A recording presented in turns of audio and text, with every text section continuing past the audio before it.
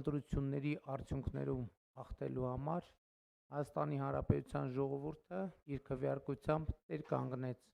պետությանը, տեր կանգնեց անկախությանը, տեր կանգնեց ապագային, տեր կանգնեց խաղաղությանը, տեր կանգնեց Հայաստանի Հանրապետությանը եւ պիտի արձանագրեմ, որ պատերազմի եռագլուխ կուսակցությունը ջախջախված է, բայց սա կարևոր, բայց ոչ վերջնական արդյունք է, որովհետեւ կարծում եմ, որ ժողովուրդը նաև իր կամքը հստակ արտահայտեց առ այն, որ պատերազմի եռագլուխ կուսակցությունը եւ նրան ուղեկցող քրեա օլիգարխիկ համակարգը պետք է արմատախիլ արվի Հայաստանի Հանրապետությունից եւ իհարկե սա լինելու է քաղաքական մեծամասնության եւ կառավարության կարևորագույն օրակարգերից մեկը, որը մենք պետք է իրականացնենք առանց հետաձգումների եւ շատ վճռական եւ հատուկ հայլերով։ Ուզում եմ նաև շնորհավորել քաղաքացիական պայմանագիր կուսակցությանը արձանագրած արդյունքի եւ հաղթանակի առիթով քաղաքացիական պայմանագիրը կունենա խորհրդանական մեծամասնություն, ինչպես նաև կձևավորի կառավարություն եւ առաջիկա ամիսներին մենք այդ թեման քննարկելու հնարավորություն կունենանք, իսկ այսօր այստեղ եմ հարգելի գործընկերներ 2025 թվականի պետական բյուջեի կատարման հաշվետվության քննարկման առիթով եւ պիտի արձանագրեմ, որ 2025 թվականի արդյունքներով Հայաստանի Հանրապետության պետական բյուջեի եկամուտները կազմել են 2 տրիլիոն 886 միլիարդ 500 միլիոն դրամ, ինչը 2024 տարվա ցուցանիշից ավել է 307 միլիարդ դրամով կամ 11%-ով, իսկ 2017 թվականի ցուցանիշից ավել է 2.3 անգամ կամ 1 տրիլիոն 648 միլիարդ դրամով։ Սա առանձնահատուկ ուշադրության արժանի ցուցանիշ է, որովհետև արձանագրվում է այսպիսով, որ 2017 թվականի համեմատ 2025 թվականի պետական բյուջեի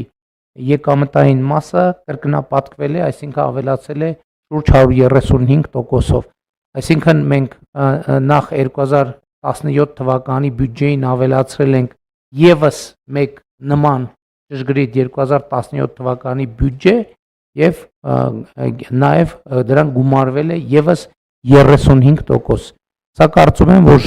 շատ կարևոր եւ էական ցուցանիշ է եւ այս ցուցանիշի համար կրկին ուզում եմ շնորհակալություն հայտնել Հայաստանի Հանրապետությունում աշխատող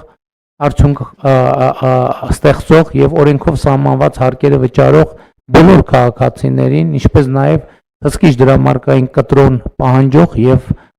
դուրս գրող բոլոր տնտեսվարողներին եւ քաղաքացիներին, որովհետեւ ինչպես բազմիցս առիթ ունեցել եմ ասելու, Հայաստանի Հանրապետության բյուջեն մեր ընդհանուր ընտանեկան բյուջեն է, Հայաստանի Հանրապետության ընտանեկան բյուջեն է եւ մեզնից յուրաքանչյուրը հենց այդպիսի վերաբերմունք պետք է ցուցաբերի պետական բյուջեի նկատմամբ։ Նաեւ հարկ եմ համարում ընդգծել, որ պետական բյուջեի ծախսերը եւս էականորեն աճել են եւ ծախսերը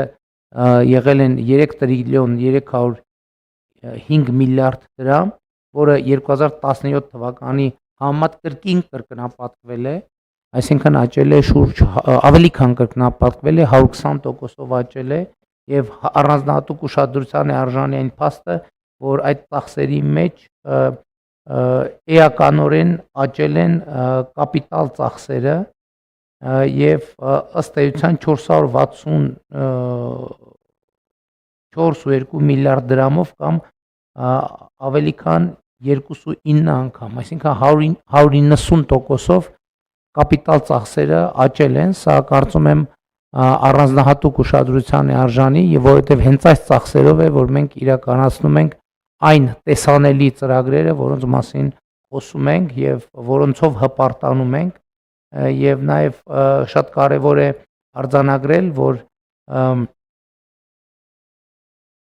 վերջին տարիներին արձանագրված բարձր տնտեսական աճի արդյունքում տնտեսական եւ սոցիալական ոլորտներում 2025 թվականի ընթացքում կապիտալ ծախսերի մակարդակը ներառյալ սուբվենցիաների մասը 2018 թվականի համեմատ ավելի քան եռապատկվել է, ավելացել է 3.5 անգամ։ Դա շատ կարևոր ցուցանիշներ են, հարգելի գործընկերներ, ընդհանուր առմամբ պետական բյուջեի ցուցանիշները այսպիսին են, բայց ես կարևոր եմ համարում նաև մենք արձանագրենք, թե ինչ շոշափելի արդյունքներ ենք մենք ունեցել։ 2026 թվականին դուք տեղյակ եք, որ արդեն սկսեց աշխատել առողջության համընդհանուր ապահովագրության համակարգը, բայց պիտի նաև արձանագրեմ, որ դա առանձին վերցրած իրադարձություն չէ, որ մեկ էլ հանկարծ տեղի ունեցավ 2026 թվականի հունվարի 1-ին։ Սա ըստ էության 8-ամյա հետևողական բարեփոխումների արդյունք է, քայլ առ քայլ բարեփոխումների արդյունք է, որով մենք կարողացանք հասնել այն կետին, որովհետև խնդիրը միայն համընդհանուր ապահովագրության համակարգը ներդնելը չէ, խնդիրը նաև այդ համակարգի բնականon աշխատանքը ապահովելն է, ու քանի որ նաև ընտրությունների քարոզարշավի ընթացքում կային շահարկումներ, թե ընտրություններից հետո առողջության ապահովագրության համակարգը չեղարկվելու է եւ կառավարությունը դա արել է նախընտրական նպատակներով, ուզում եմ հստակ արձանագրեմ, որ առողջության ապահովագրության համակարգը ոչ միայն չի չեղարկվելու, այլև առաջիկա տարիներին ընդլայնվելու է եւ 2028 թվականին մենք արդեն ակնկալում ենք, որ ողջ բնակչությունը ներգրավված կլինի առողջության ապահովագրության համակարգում։ Այս պահի դրությամբ ամենակարևոր արդյունքն այն է, որ մինչև 18 տարեկան երեխաները եւ 65+ տարիքի թոշակառուները օգտվում են պետական բյուջեի միջոցներով առողջության ապահովագրության համակարգից եւ սա նույնպես շատ կարեւոր ձեռքբերում է։ 2025 թվականի կարևորագույն ձեռքբերումներից մյուսը կենսաթոշակների ավելացումն է։ Չնայած այնտեղ է ունեցել 2026 թվականի ապրիլի 1-ից, բայց կարևոր է արձանագրել, որ այդ որոշումը մենք կայացրել ենք 2025 թվականի տնտեսական աճի ցուցանիշները տեսնելուց հետո, որովհետև տնտեսական աճը, որը մենք արձանագրել ենք, ավելին է, քան կանխատեսվել էր, 7.1% տնտեսական աճ, եւ այդ աճը արձանագրելուց հետո մեզ համար ակնհայտ էր, որ ավելացած, այսինքն չկանխատեսված պոզիտիվ մասսա աճի պետք է արտահայտվի երկրի սոցիալական վիճակի վրա եւ մենք որոշում կայացրեցինք, ինչպես տեղյակ եք, կենսաթոշակների ավելացման մասին եւ մեր երկրի պատմության մեջ առաջին անգամ միջին կենսաթոշակը այսօր ավելին է, քան նվազագույն սպառողական զամբյուղը, իհարկե նկատի ունենալով նաեւ անկանխիկ առևտրի դեպքում հետվճարի համակարգը, որը շատ կարևոր գործոն է։ Ուզում եմ եւս մեկ անգամ ընդգծել, որ 2018 թվականից մինչև 2026 թվականը 8 տարիների ընթացքում մենք ըստ էության 7 անգամ անդրադարձել ենք կենսաթոշակների հետ կապված խնդիրների, կլինի դա հենց ուղիղ կենսաթոշակները ավելացնելով, թե անկանխիկ առևտրի դեպքում հետվճարի համակարգը նկատի ունենալով։ Իհարկե 2025 թվականի պետական բյուջեի կարևոր արդյունքներից է նաև այն, որ մենք հաջողությամբ շարունակեցինք եւ շարունակում ենք 300 դպրոց 500 մանկապարտեզի ծրագիրը եւ այս տարի հիմա այս պահին արդեն շինարարական process-ի մեջ է 374 դպրոց, այսինքն մենք պլանավորում ենք 300 դպրոց ավարտել 2026 թվականին եւ միանգամից կսկսենք հաջորդ 300 դպրոցի կառուցման, վերակառուցման կամ հիմնանորոգման ծրագիրը եւ նաեւ ուզում եմ ասել, որ այս ծրագրի հատկացումները արդեն գերազանցում են $1 միլիարդ, այսինքն մենք ավելի քան 1 միլիարդ մոտավորապես $200 միլիոն հատկացրել ենք դպրոցաշինության ծրագրին եւ սա կարծում եմ նույնպես բյուջետային շատ կարևոր ցուցանիշ է, իհարկե խոսքը մի տարվա մասին չէ, բայց 2021 թվականից մինչև օրս մենք այդ արդյունքը արձանագրել ենք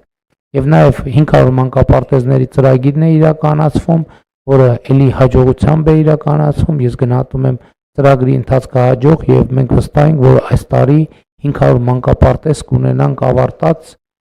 եւ մեր երեխաները հասանելիությունը էականորեն կաճի մանկապարտեզների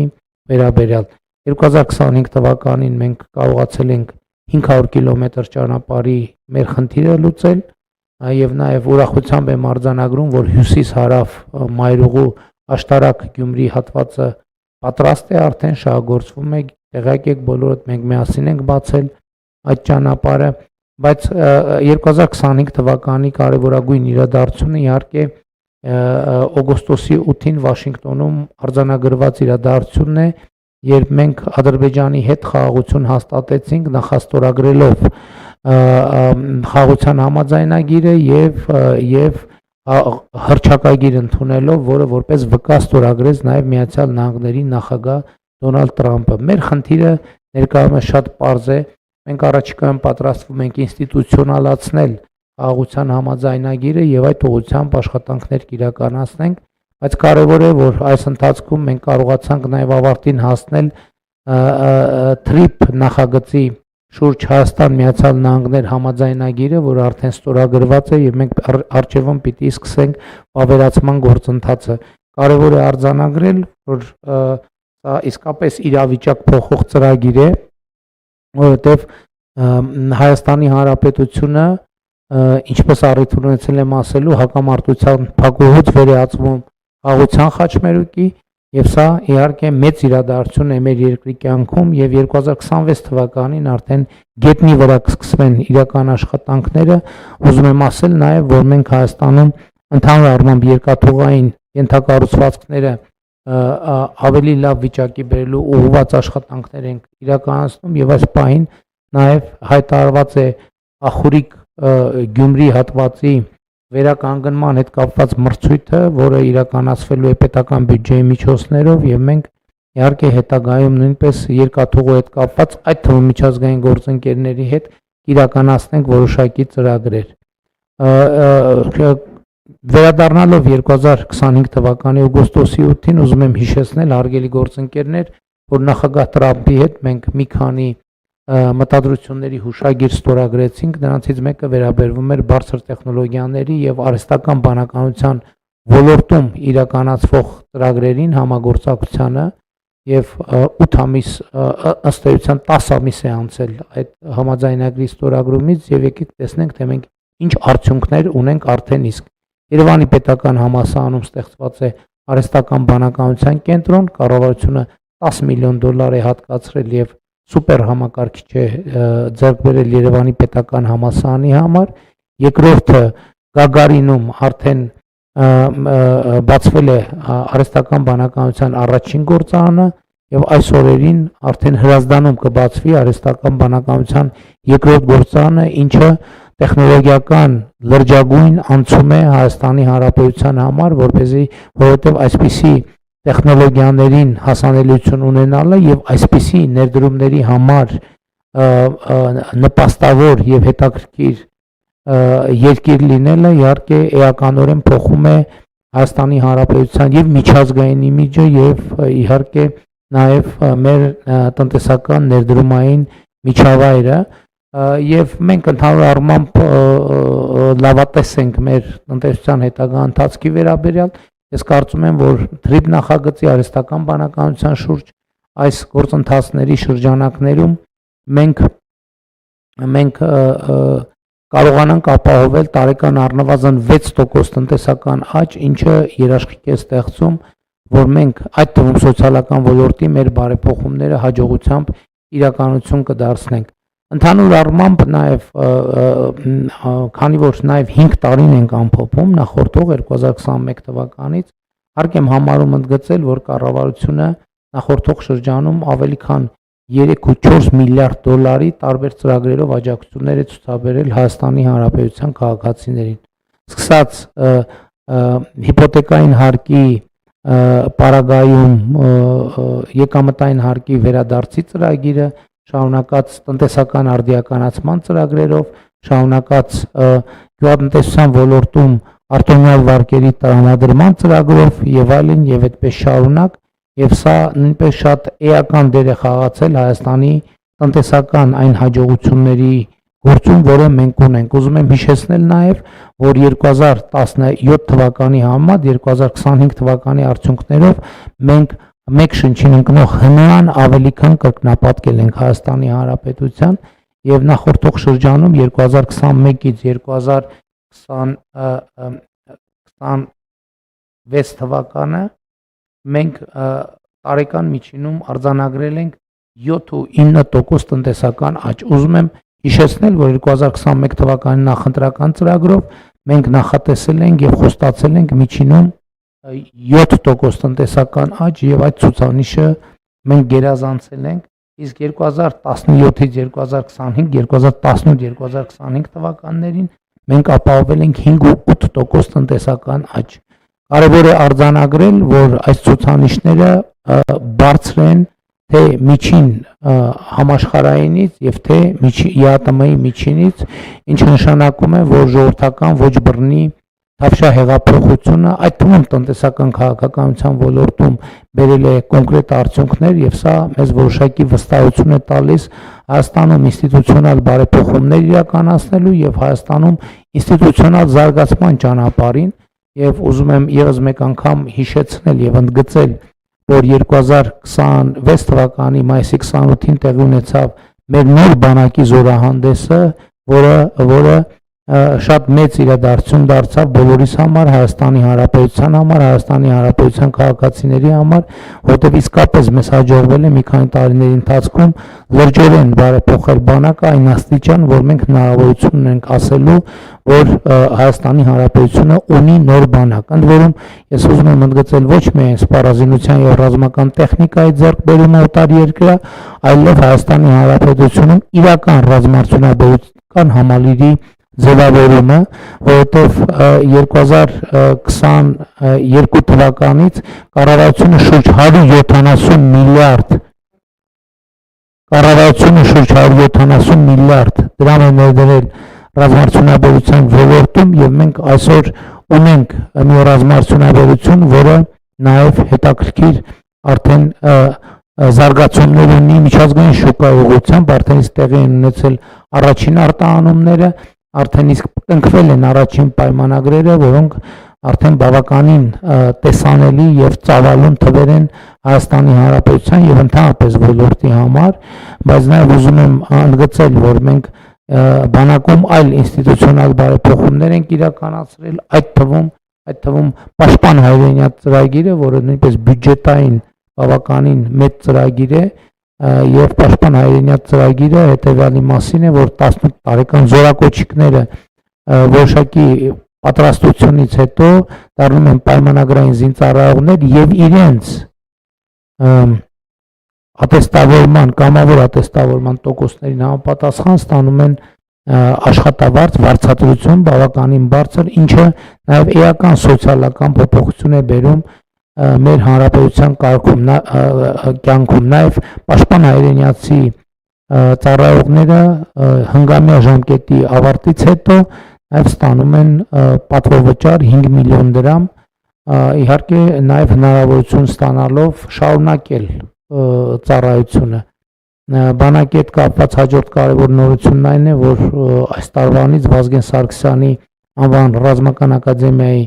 շրջանավարտները բանակում ծառայություն ստանալու պահից նաև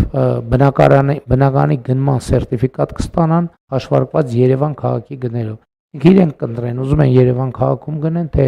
որևէ մարզում գնեն, եւ սա նույնպես կարծում եմ էական սոցիալական գործոն է։ Ես առիթ ունեցել եմ ասելու հարգելի գործընկերներ, որ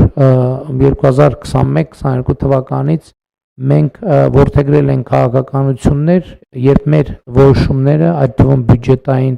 տարբեր ծրագրերով իրենք զուգահեռ մի քանի նպատակներ են հետապնդում։ Այսինքն իրենք մի հարթություն ունեցող ծրագրեր չեն, ինչպես օրինակ անկախիկ առևտրի դեպքում այդ վճարի համակարգը, որը այո ունի շատ կարևոր սոցիալական նշանակություն, բայց նաև ունի ստվերի կրճատման եւ հաղթահարման հետ կապված կարևոր նշանակություն։ Պաշտպան հայրենիք ծրագիրը օրինակ ունի իհարկե մեր բանակի եւ անվտանգության մակարդակը բարձրացնելու առումով էական նշանակություն, բայց մյուս կողմից կարևոր է արձանագրել նրա սոցիալական նշանակությունը, որովհետև նախ միայն այն փաստով, որ զինվորների ծնողները ազատվում են իրենց զինվորներին բանակում պահելու մեզ հայտնի երևույթից, հակառակ երևույթն է տեղի ունենում, այսօր բազմաթիվ զինվորներ իրենց ընտանիքների համար ապահովում են եկամուտներ, որոնք նախկինում հասանելի չեն եղել այդ ընտանիքներին, եւ սա նույնպես սոցիալական, էական եւ որոշակի փոփոխություններ է բերում։ Հարգելի գործընկերներ, մենք բոլոր ոլորտներում ունենք շատ էական փոփոխություններ եւ զարգացումներ արտաքին քաղաքականության ոլորտում, վիզաների Եվրամիության հետ վիզաների ազատականացման գործընթացն է սկսել եւ ամբողջ թափով ընթանում է։ Մենք համոզված ենք, որ առաջիկայում այն հաջողությամբ ավարտին կհասցնենք։ Դպրոցաշինության անդրադարձա պակաս կարևոր չեմ համարում ուսուցիչների կամավոր ատեստավորման ծրագիրը, որը նույնպես ունի թե կրթական եւ թե սոցիալական էական նշանակություն։ Պիտի արձանագրեմ նաեւ, որ մենք առաջիկայում պլանավորում ենք նաեւ այս բոլոր ուղղություններով մեր գործունեությունը շարունակել, մասնավորապես ատեստավորված ուսուցիչները առաջիկա հնգամյակում հնարավորություն կունենան երկրորդ ատեստավորումը անցնել, եւ եթե առաջինի դեպքում նրանց դրույքաչափը 100,000 դրամից կրկնապատկվում էր 200,000 դրամ գումարած 200,000 դրամի նկատմամբ ատեստավորման տոկոսը, հաջորդվելում արդեն մենք կունենանք 300,000 դրամ դրույքաչափ եւ ատեստավորման տոկոսը տարածվող այդ 300,000 դրամի վրա հաջողությամբ շարունակվել է երրորդ եւ յուրաքանչյուր հաջորդ երեխայի ծննդյան դեպքում աջակցության ծրագիրը, որը նույնպես շատ կարևոր եւ էական սոցիալական ծրագիր է, նաեւ էական եմ համարում մինչեւ 2 տարեկան երեխայի ծննդյան դեպքում մայրական խնամքի նպաստը, որը մենք վերջին տարիներին էականորեն բարեփոխեցինք եւ ըստ էության տարածել ենք բոլոր երիտասարդ մայրիկների վրա, որովհետև նախկինում գիտեք, որ միայն աշխատող մայրերն էին ստանում, մենք նախ ավելացրեցինք այդ նպաստի չափը 26,000-ից դարձնելով 31,000 դրամ, ապա գյուղական վայրերում աշխատող մայրիկների համար մենք նպաստի չափը կրկնապատկեցինք։ Պիտի արձանագրեմ, որ հաջողությամբ ընթանում է նաև սահմանամերձ բնակավայրերում 16 միլիոն դրամով բնակարանի տների շինարարության ծրագիրը, որը մենք այս տարի արդեն որոշակի նոր քվոտաներ ենք սահմանել եւ առաջիկայում իհարկե մեզ սպասվում է այդ ծրագրի որոշակի վերափոխում, որովհետեւ այն կդառնա ոչ միայն զուտ սահմանամերձ բնակավայրերի հետ կապված խնդիրների լուծման, այլև հանրապետության այլ տարածքներում նաև դպրոցների եւ մանկապարտեզների ներդրման ծրագիրը ավելի արդյունավետ դարձնելու միջոց ուզում եմ հիշեցնել, որ Վայոց ձորի Գոմք բնակավայրում մենք արդեն այդպիսի փորձ ունենք, որը հաջողված փորձ է եւ առաջիկայում էլ մենք արդեն ունենք նաև 1-2 այլ բնակավայրեր հանրապետության տարբեր տարածքներում, որտեղ մենք այս աշխատանքը իրականացրել ենք։ Պիտի նաև արձանագրեմ, որ 2025 թվականին սկսել է բավականին լայն թափով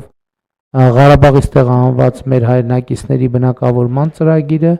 պիտի ասեմ, որ շուրջ մոտ 30,000 Ղարաբաղի մեր հայրենակիցներ արդեն ստացել են Հայաստանի Հանրապետության քաղաքացիություն, 40,000 են արդեն, մոտ 40,000 ստացել են քաղաքացիություն եւ մենք արդեն շուտ 50 միլիարդ դրամի բնականի ապահովման գծով հատկացումներ ենք իրականացրել եւ արդեն մի քանի հազար ընտանիքներ ձեռք են բերել բնակարաններ եւ բնակավորվել են նաեւ առաջիկա 10 տարվա ընթացքում մենք պլանավորում ենք շուտ 800 միլիարդ դրամ հատկացում անել, որպեսզի արմատապես այդ խնդիրը լուծել։ Հարգելի գործընկերներ, իհարկե 2025 թվականի պետական բյուջեի մասին կարելի է դեռ խոսել, բայց ես այստեղ կանգառնեմ եւ ուզում եմ մի նրբության վրա հրավիրել մեր բոլորի եւ մեզ հետևող մեր սիրելի հայրենակիցների ուշադրությունը մանավանդ ընտրություններից հետո այս ընթացքում իհարկե մեր հայրենակիցները տարբեր բնակավայրերում, տարբեր մարզերում, տարբեր քաղաքներում տարբեր հարցեր են բարձրացրել եւ իմ արձագանքը եղել է հետեւյալը, որը իր մեջ իհարկե պատկերավորության որոշակի էլեմենտ պարունակում է, բայց մեծ հաշվով նաեւ շատ առարկայական նշանակություն ունի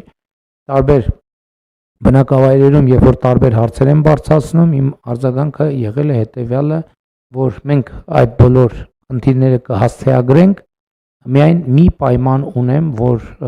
գյուղի կամ քաղաքի կամ թաղամասի կամ բնակավայրի բնակիչները երբեք որևէ գնում անելիս խանութից կամ վաճառքի կետից չհեռանան առանց հսկիչ դրամարկային կտրոնի։ Էլի եմ ասում, այս արտահայտությունը որոշակի պատկերավորության էլեմենտ պարունակում է, բայց մեծ մասամբ, որովհետև սա ճշգրիտ է արտահայտում այն մեթոդաբանությունը եւ մեխանիզմը, որով մենք լուծում ենք հարցեր եւ որով ավելանում են հարցեր լուծելու մեր կարողությունները եւ ես մտածում եմ, որ առաջիկայում մենք կարող ենք նույնիսկ որոշակի արհեստական բանականությունը գուցե նաև մեզ կօգնի որոշակի գործիքներ ներդնել, տեսնելու համար, թե որ բնակավայրերում են, որ ստվերը առավել արագ է կրճատվում եւ գուցե թե մենք այդ թվում սուբվենցիոն մեխանիզմներով կամ այլ մեխանիզմներով որոշակի լրացուցիչ գործիքներ կնախատեսենք այն բնակավայրերի համար, որտեղ մենք կտեսնենք, որ ստվերի կրճատումը տեղի է ունենում ավելի ինտենսիվ, որովհետև ես համոզված եմ, որ մեր բոլոր բնակավայրերում այս ուղերձը աշխատում է, այդ ուղերձը տեղ է հասել, բայց այնուամենայնիվ ինտենսիվության տարբեր չափեր կարող են լինել եւ մենք տարբեր տեղերում ինտենսիվության այդ չափը կարող ենք դարձնել լրացուցիչ գործոն եւ լրացուցիչ գործիք, որպեսզի մենք ֆինանսավորենք ծրագրերը։ Առաջիկա տարիներին նաև մեր պայմանավորվածության համաձայն ջրի հետ կապված հարցեր լինելու են բացարձակ առաջնահերթությունների հնգյակում, որովհետև մենք շատ մեծ ներդրումներ ենք արել ջրային ոլորտում, բայց նաև շատ մեծ աշխատանք կա դեռ անելու եւ ինչպես խոստացել եմ, առաջիկայում մենք ջրի հետ կապված հարցերին առավել մեծ ուշադրություն կդարձնենք, ընդ որում 3 կոմպոնենտն էլ ուզում եմ ընդգծել։ Առաջինը խմելու ջրի մատակարարում, երկրորդը ոռոգման ջրի մատակարարում եւ ջրահեռացում։ Մենք արդեն եւ քաղաքացիական պայմանագիր կուսակցության նախընտրական ծրագրում եւ Հայաստանի տնտեսական եւ ինստիտուցիոնալ վերափոխման դոկտրինի մեջ գրել ենք, որ մեր ռազմավարական ծրագիրը հետեւյալն է, որ առանց մաքրման ոչ մի լիտր օգտագործված ջուր չպետք է բաց թողնվի բնություն, բայց սա նշանակում է նաեւ իր հերթին, որ մենք ջրի ավելի մեծ քանակներ օգտագործելու հնարավորություն ենք ունենալու, որովհետև մաքրված ջուրը ավելի մեծացնում է այն ծավալները, որը մենք կարող ենք օգտագործել։ Եվ ընդհանուր առմամբ իհարկե մենք բյուջետային մեր գործերը լավ են, հարգելի գործընկերներ, ես ուզում եմ ասել, որ գոնե այս պահի դրությամբ մենք ընթանում ենք արդեն անդրադառնալով 2026 թվականի պետական բյուջեի հարկային եկամուտներին, մենք ընթանում ենք մոտավորապես 30 միլիարդ դրամի, ես մի քիչ 10 պակաս եմ ասում, որ լավ, որ տենց բացահայտեցիք, 10 պահել էի, որ ասենք ինչ որ մի բանի համար պետք է 40 միլիարդ դրամի երակատարման ծրագրով ենք առաջ գնում եւ մենք մեր ընկալումն այն է, որ այս մակարդակը առնվազն կպահպանվի, որովհետեւ տնտեսությունը ակտիվ է եւ ուզում եմ նաեւ կանխատեսել, որ տնտեսությունը կակտիվանա նաեւ առաջիկայում, մասնավորապես մեծ իրադարձություն եմ համարում Նիդերլանդների թագավորությունում վարդերի շուկայի հասանելիությունը հայաստանյան արտադրողների համար, որովհետև այն ծաղկի արտադրողները, որոնք հասանելիություն ունեն Նիդերլանդների թագավորության շուկային, հասանելիություն ունեն ամբողջ աշխարհին։ Մենք ընդամենը 1.5 ամիս առաջ Ֆոնտան գյուղում հերթական ջերմոցի բացման արարողության ժամանակ քննարկում ենք, թե ինչ քայլեր կարող ենք ձեռնարկել, որպեսզի Նիդերլանդների վարդի շուկային հասանելիություն ունենանք, բայց ինչպես ասում են, շաբաթը ուրբաթից շուտ եկավ, հարգելի գործընկերներ, եւ մենք հիմա հասանելիություն ունենք ոչ միայն Նիդերլանդների վարդի շուկային, այլև մենք փաստացի ունենք հստակ քաղաքական հանձնարարություն, որ Հայաստանի Հանրապետությունից գյուղմթերքը Եվրոպական միություն կարտահանվի առանց մաքսատուրքի։ Եվ առաջիկայում սա կդառնա իրողություն, սա նշանակում է, որ մեր գյուղատնտեսության եկամտաբերությունը կաճի։ Իհարկե որակի որոշակի նաև փաթեթավորման եւ այլն նորություններ եւ նորամուծություններ կլինեն, բայց դա նաև կանխատեսված է մեզ համար, որովհետեւ մենք նաև պլանավորել ենք գյուղատնտեսական լոգիստիկ կենտրոնների ստեղծում, որտեղ նաև ապրանքների տեսակավորման մասին կարող է խոսք գնալ եւ այդպես շարունակ։ Իհարկե առաջիկա մեզ ակտիվ աշխատանք է սպասում նաև Եվրասիական տնտեսական միությունում, եւ մենք այդ աշխատանքը կկատարենք եւ բայց միևնույն ժամանակ մենք այս ընթացքում տեղի ունեցող գործընթացները կուսումնասիրենք եւ Եվրոպական միության հետ արդեն ունենք պայմանավորվածություն, որ արագ արձագանք կլինի 50 միլիոն եվրոյի աջակցության ձևով եւ մենք այդ գումարները կօգտագործենք այն դեպքերի համար, երբ կտեսնենք, որ չարթարացված ձևով, այսինքն արտահանման խոչընդոտներ են ստեղծվել, բայց իհարկե մեր քաղաքականությունը շարունակելու է անկախ ամեն ինչից, մեր քաղաքականությունը շարունակելու է մնալ արտահանման շուկաների դիվերսիֆիկացումը։ Ուզում եմ ուղիղ ասել, որ մենք շատ երկար համոզում ենք, խնդրում ենք, փորձում ենք աջակցել մեր տնտեսվարողներին, որպեսզի իրենք դիվերսիֆիկացնեն արտահանման շուկաները, եւ այս ուղղությամբ որոշակի շարժեր իհարկե կան, որովհետեւ Եվրամիության ուղղությամբ մեր արտահանումը կրկնապատկվել է, Չինաստանի ուղղությամբ մեր արտահանումը կրկնապատկվել է,